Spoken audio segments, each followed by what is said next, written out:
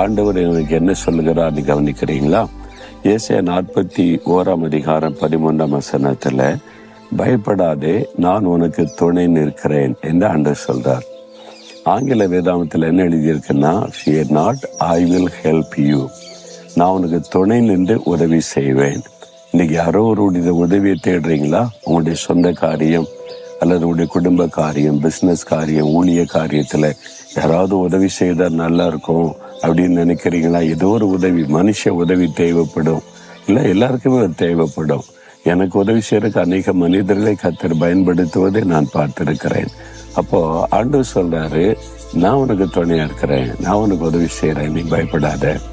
பயப்படுகிற சூழ்நிலை, அந்த சூழ்நிலையில நீங்க நின்று கொண்டு இருக்கிறீங்க. என்ன செய்யறது, யார் செய்வா அப்படின்னு சொல்லி நீங்க அவருடைய உதவியை நாடுங்க. யாரை கொண்டு உங்களுக்கு உதவி செய்தா சரியா இருக்குன்னு அவருக்கு தெரியும்.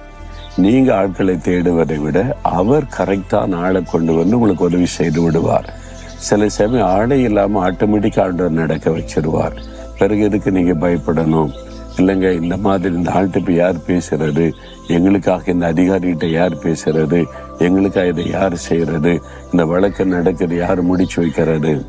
அவர் வாக்கு கொடுத்துட்டார். நீ பயப்படாதே மகனே, பயப்படாதே மகளே, நான் உனக்கு துணை நிற்கிறேன், நான் உனக்கு உதவி செய்கிறேன்னு சொல்றார். உங்க கையை பிடிச்சு சொல்றார், நான் இருக்கிற உனக்கு என்று சொல்லி அவர் கையில கையை கொடுத்து, நீங்க தான் எனக்கு துணை, நீங்க தான் எனக்கு உதவி, நான் எந்த மனுஷர்கிட்டையும் போக மாட்டேன், யாரையும் தேட மாட்டேன், உங்களை தேடுறேன், நீங்க எனக்கு உதவி செய்யுங்க அப்படி சொல்லி பாருங்க. அப்போ ஆண்டவர் அதில் தலையிடுவார்.